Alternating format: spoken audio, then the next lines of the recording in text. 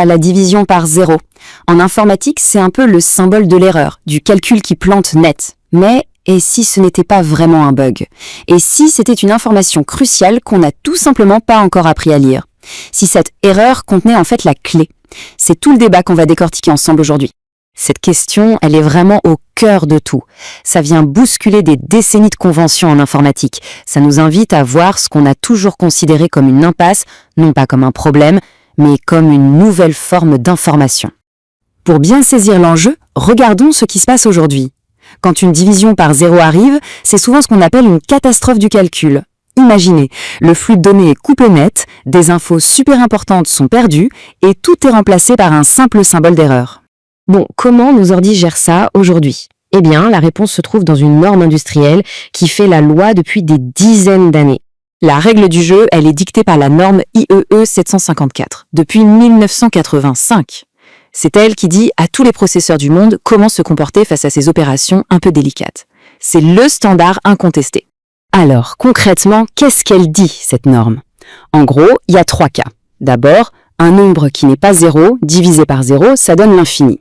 Ensuite, 0 divisé par 0, c'est une opération invalide, et ça donne ce qu'on appelle un NaN, pour Not a Number.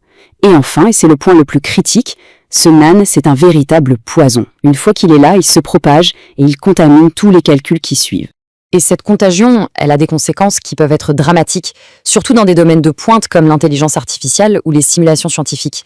Un seul de ces NaN peut complètement faire dérailler l'entraînement d'un modèle entier ou forcer l'arrêt d'une simulation hyper complexe au pire moment. C'est une perte de temps, de ressources et surtout d'informations. Alors, face à ce problème, une proposition assez audacieuse a émergé. L'idée, ce n'est plus de contourner le NaN, mais de changer la règle du jeu fondamentale du calcul. Une idée radicale, oui, qui remet tout à plat. Et cette règle, la voici, dans sa simplicité la plus déconcertante. A divisé par 0 est égal à A. Point. C'est tout. Au lieu de créer une erreur ou de renvoyer l'infini, l'opération garde le numérateur et le renvoie. L'objectif est simple, arrêter de détruire l'information. Ça illustre brillamment la différence. À gauche, avec la méthode actuelle, on voit une rupture, un vrai mur. Le calcul s'arrête. À droite, avec la nouvelle proposition qu'on appelle PAN, le final arrive à traverser la singularité, ce point de rupture. Le calcul continue et l'information du numérateur, elle, reste intacte. Et les avantages promis sont énormes. Il s'agit de rendre nos systèmes de calcul beaucoup plus robustes, plus résilients. Un peu comme un train qui continuerait sa route, même avec une rupture sur les rails. L'idée, c'est de permettre aux simulations et aux modèles d'IA de poursuivre leur chemin à travers les instabilités, sans jamais dérailler ni perdre de données. D'accord, mais comment on met en place une idée aussi radicale? On pourrait penser à une refonte super complexe, mais la solution technique qui est proposée est en fait d'une simplicité surprenante. L'élégance de la solution, c'est qu'on n'a pas besoin de tout reconstruire. La proposition, c'est simplement d'ajouter un unique petit interrupteur, un bit, directement dans le processeur.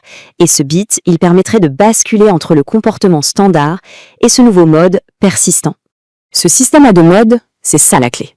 Par défaut, rien ne change, ce qui garantit une compatibilité totale avec tous les logiciels qui existent déjà. Mais pour les applications qui en ont besoin, les développeurs pourraient simplement activer ce mode persistant pour profiter de la nouvelle logique et d'une bien meilleure résilience. Alors, on a une solution d'ingénierie pragmatique, une implémentation simple, tout semble parfait, non? Sauf qu'il y a un hic, et pas un petit. Cette proposition entre en collision frontale avec les fondements mêmes des mathématiques. Voilà la contradiction. Si on accepte que A divisé par 0 égale A, alors en manipulant un peu l'équation, on peut écrire que A est égal à A sur 0 multiplié par 0. Et là, c'est le drame. N'importe quel nombre multiplié par 0, ça fait 0. Donc ça voudrait dire que A est toujours égal à 0, ce qui est une contradiction mathématique totale pour n'importe quel nombre qui n'est pas 0. On se retrouve face à un véritable choc des cultures. D'un côté, une approche d'ingénieur qui propose un hack pratique pour régler un problème très concret. Et de l'autre, la rigueur mathématique, qui a d'ailleurs ses propres théories pour gérer ça, comme la théorie des roues, qui est bien plus complexe mais mathématiquement juste. Oui, les mathématiciens ont une solution bien plus rigoureuse, la théorie des roues. Elle étend l'arithmétique pour donner une réponse bien définie à chaque division, même 0 sur 0. C'est une approche qui est parfaitement cohérente, mais sa complexité est à l'opposé de la simplicité du A sur 0 égale A. On a vraiment 2 mondes, 2 philosophies. On arrive donc au cœur du débat. D'un côté, une norme qui privilégie la sécurité et la pureté des maths, même si ça implique de perdre de l'information. De l'autre, une proposition qui mise tout sur la continuité et la résilience, quitte à faire une petite entorse à l'algèbre. Ce tableau résume parfaitement la situation. Il ne s'agit pas juste de choisir une méthode de calcul, mais bien de choisir une philosophie. La sécurité de la norme officielle contre le pragmatisme d'une idée radicale. La perte de données contre la préservation de l'information. Les défenseurs de cette nouvelle approche ont d'ailleurs une phrase assez poétique pour la résumer. Pour eux, la division par zéro n'est pas un mur, c'est une porte. Le vide de l'erreur ne détruit pas le calcul, au contraire, il révèle l'essence de l'information qui le traverse. La question qui se pose est donc fondamentale. Faut-il s'en tenir aux règles mathématiques établies, qui nous protègent mais qui nous limitent aussi?